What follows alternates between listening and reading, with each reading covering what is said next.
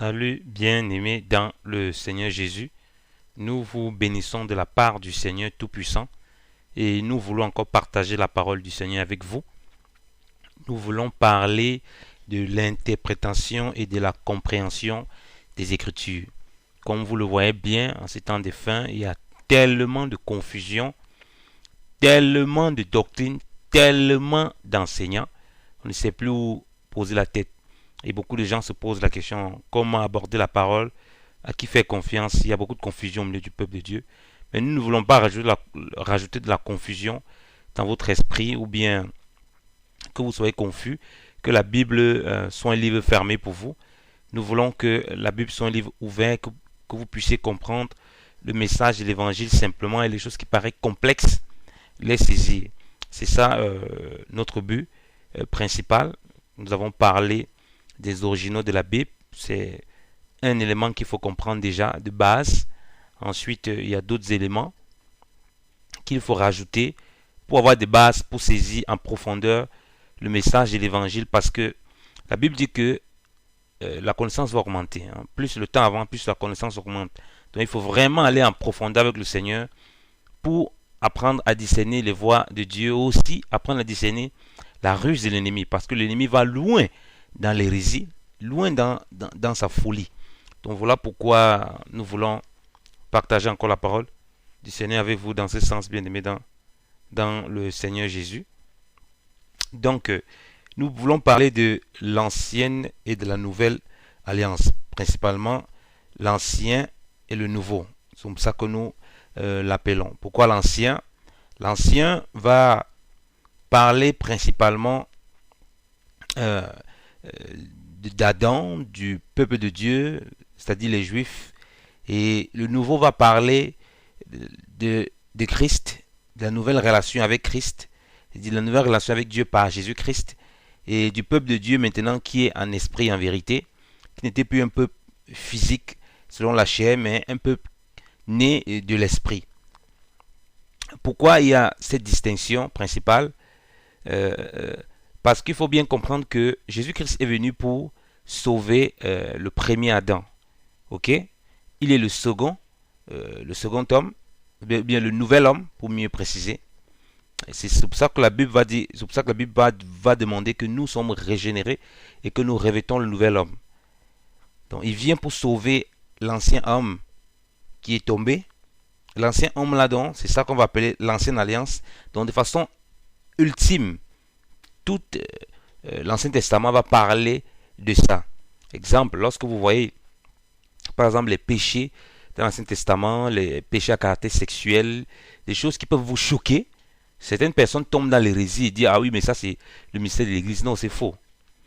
Il y a des musulmans qui m'ont posé cette question et disent mais lorsque tu regardes ces passages de l'Ancien Testament, en réalité, c'est toi et moi, c'est ta vie là. Parce que la Bible dit que aucun homme n'est caché devant Dieu. Si on filmait le cœur des hommes, leurs pensées, et qu'on mettait dans un film ou bien dans une projection cinématographique, ce serait pire que ce qui est écrit dans ce livre, que ce qui est écrit dans l'Ancien Testament. Donc, c'est de nous qu'il s'agit. Et je lui ai fait comprendre, voilà pourquoi Dieu, après, utilisait ces hommes. Parce que ces hommes sortaient de la boue, ils n'avaient rien à ils ne pouvaient pas se glorifier. Et c'est exactement ça le mystère de l'évangile en Jésus-Christ. L'ancien homme a chuté, il a entraîné tout le monde avec lui. Ensuite, le nouvel homme vient pour redorer le blason. Et maintenant, l'ancien qui a chuté a la possibilité maintenant d'être en communion avec Dieu, d'être réconcilié avec Dieu. Lisons un peu un passage de la Bible pour que vous compreniez bien évidemment le Seigneur. Si nous lisons Hébreux 4, à partir du verset 12. Car la parole de Dieu est vivante et efficace, et plus pénétrante qu'aucune épée à deux tranchants. Et elle atteint jusqu'à la division de l'âme et de l'esprit, des jointures et des moelles. Elle juge des pensées et des intentions du cœur. Il n'y a aucune créature qui soit cachée devant lui, mais toutes choses sont nues et entièrement découvertes aux yeux de celui devant lequel nous avons affaire.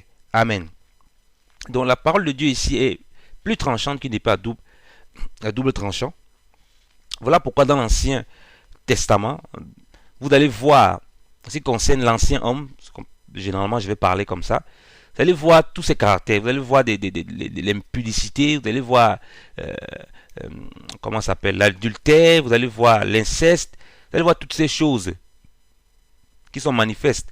Dieu expose en réalité notre cœur, le cœur de l'homme, et à quel point le péché d'Adam a perverti les hommes, tous les hommes. Personne n'est au-dessus de cela. C'est très important de comprendre ces choses. Et après, bien que les hommes sont tombés dans cet état, Dieu va néanmoins se servir, va relever ces hommes pour les utiliser puissamment après. Donc c'est des gens après qui vont connaître la crainte de Dieu. Donc c'est de vous et de moi qu'il s'agit dans l'Ancien. Et le Nouvel, voilà pourquoi dans le Nouveau Testament, on parle principalement de Christ de façon réelle. L'Ancien va parler de Christ sur le plan prophétique, va annoncer le Messie. Le Messie va venir pourquoi? Il va venir pour sauver, effectivement, et pour relever ce qui est tombé. C'est ça, le véritable but de la parole de Dieu. Et si on lit 1 Corinthiens, vous allez comprendre ces choses. Si on lit 1 Corinthiens 1, bien-aimé dans le Seigneur Jésus, disons la parole du Seigneur, 1 Corinthiens 1, à partir du verset 25.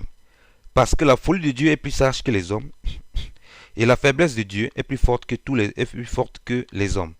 Car mes frères, vous voyez votre vocation, que vous n'êtes pas beaucoup de sages selon la chair, ni beaucoup de puissants, ni beaucoup de nobles.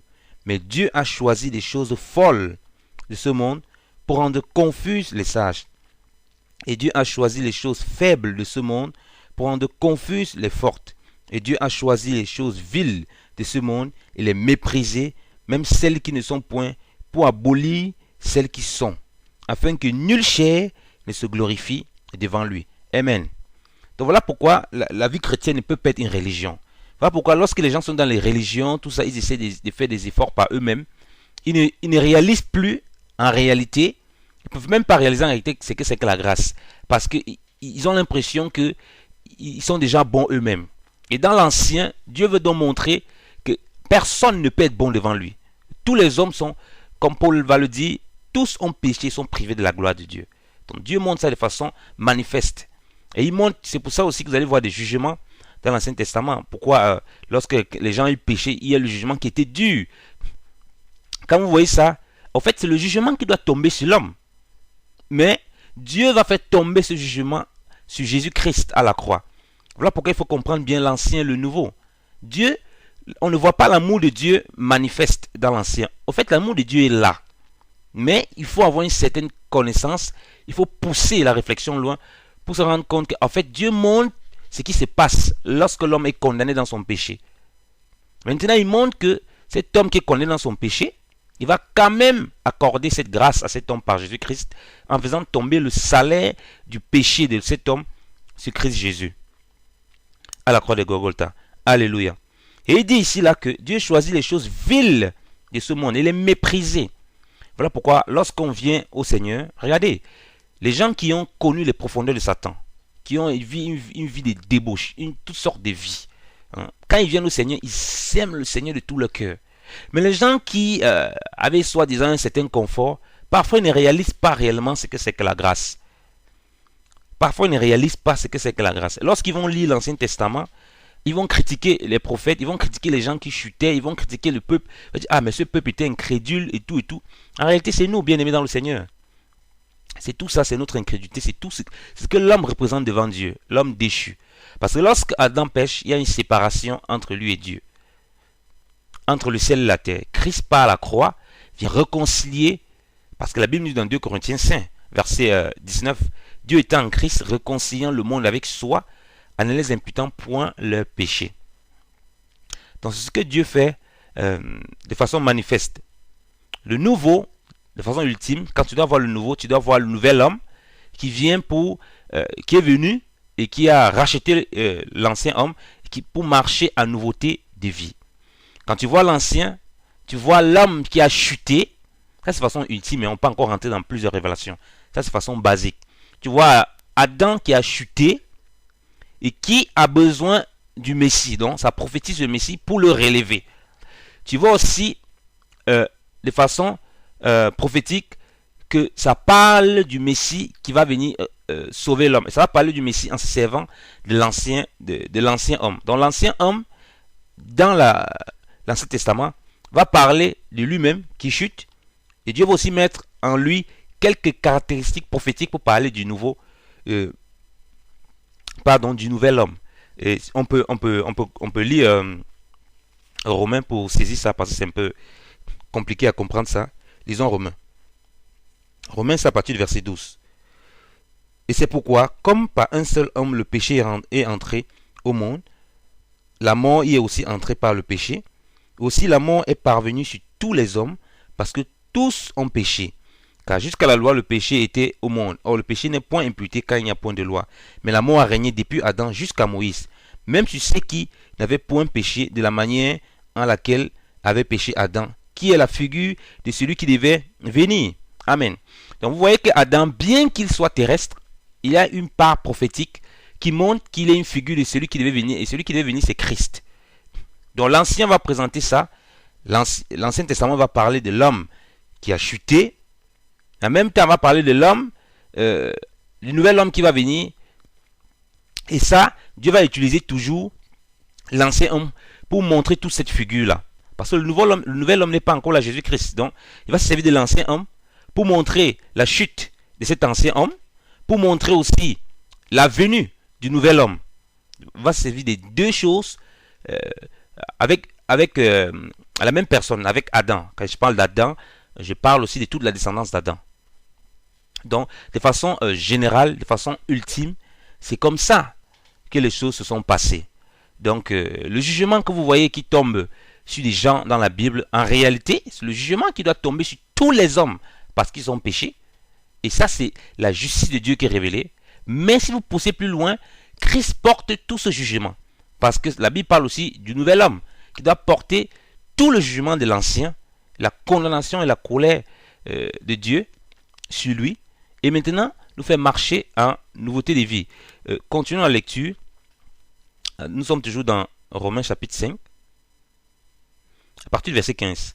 Mais il n'en est pas du don comme de l'offense, car si par l'offense d'un seul, plusieurs sont morts, beaucoup plutôt la grâce de Dieu et le don par la grâce qui est d'un seul homme, savoir Jésus-Christ a abondé sur plusieurs. Il n'en est pas du don comme de ce qui est arrivé par un seul qui a péché, car la condamnation vient d'une seule faute, mais le don de la justification s'étend à plusieurs péchés. Car si par l'offense d'un seul la mort a régné par un seul, beaucoup plutôt ceux qui reçoivent l'abondance de la grâce et du don de la justice régneront en vie par un seul qui est Jésus-Christ. Comme donc par un seul péché, les hommes sont assujettis à la condamnation, ainsi par une seule justice justifiante, le don est venu sur tous les hommes en justification des vies. Car comme par la désobéissance d'un seul homme, plusieurs ont été rendus pécheurs, ainsi par l'obéissance d'un seul, plusieurs seront rendus justes. Amen. Donc vous voyez, c'est très capital. La Bible dit au verset 18 que par le péché d'un seul, la condamnation est tombée sur tous les hommes. Voilà pourquoi vous voyez, ça allait très dur dans l'Ancien Testament, le jugement, tout ça. Et la Bible nous dit, mais pas une justice justifiante d'un seul, sur tous les hommes, il y a un seul, comme Jésus-Christ, qui va amener la justice justifiante sur tous les hommes. Mais maintenant, il faut que les hommes le reconnaissent. C'est ça le truc. Donc, de façon ultime, c'est ça qu'il faut comprendre déjà comme base pour saisir l'évangile, pour saisir le mystère de l'évangile. Maintenant, si quelqu'un vient te dire Adam n'a jamais péché, l'hérésie, c'est ça. Ça, c'est l'hérésie totale. Qu'Adam n'a jamais péché, aucun prophète. La Bible est claire là-dessus. Lorsque tu vois Adam, tu te vois. Parce que tu es de nature adamique. Même si tu es né de nouveau maintenant, ton corps encore, c'est le corps de l'ancien homme. Ce n'est pas le corps du nouvel homme. Tu vas revêtir le corps du nouvel homme lorsque tu vas être enlevé. Tu vas revêtir un corps glorieux. Donc, bien aimé dans le Seigneur, c'est capital de comprendre ces choses pour saisir les mystères de l'évangile, pour saisir la profondeur de l'évangile et pour ne pas tomber dans l'hérésie de façon ultime. C'est vrai, on peut encore aller plus en profondeur. Nous allons parler de l'ombre et de la réalité. Nous allons toucher ces aspects. mais pas dans ce message. Nous pouvons voir aussi dans l'Ancien les choses de la vie, dans le Nouveau les choses qui parlent du nouvel homme, de la vie en Jésus-Christ, cachées dans l'Ancien aussi, mais qui ne sont pas révélées. On peut voir plein de choses, mais j'ai voulu donner les simples bases, l'Ancien et le Nouveau. L'Ancien qui montre la chute. De façon générale, tout est englobé en un seul, Adam, et il y a la condamnation qui suit tous les hommes.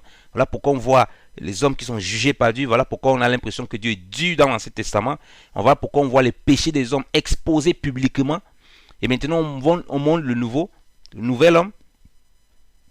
Il vient non seulement porter les fardeaux des péchés de l'Ancien, mais il amène une justification. Voilà pourquoi on ne voit plus la vie privée des gens exposée dans le Nouveau Testament comme dans l'Ancien. Donc maintenant c'est caché puisque maintenant il y a la justification qui est apportée. L'homme est maintenant en réconciliation avec Dieu par Jésus-Christ et il peut par la foi, par la vie de l'esprit, par la marche par l'esprit, il peut demeurer dans le Seigneur et se réjouir dans le Seigneur. C'est pourquoi aussi lorsque Dieu jugeait les hommes, regardez bien, lorsque Dieu jugeait les hommes ou bien tous les hommes qui mouraient dans l'Ancien Testament, dans l'Ancienne Alliance, ils n'allaient pas directement au ciel, ils ne pouvaient pas. Ils allaient au séjour des morts, ils allaient dans le lieu de séjour des morts, dans le lieu de félicité. C'est ce qu'on appelle le sein d'Abraham. Parce qu'il n'y avait pas possibilité qu'ils soient en communion directe avec Dieu.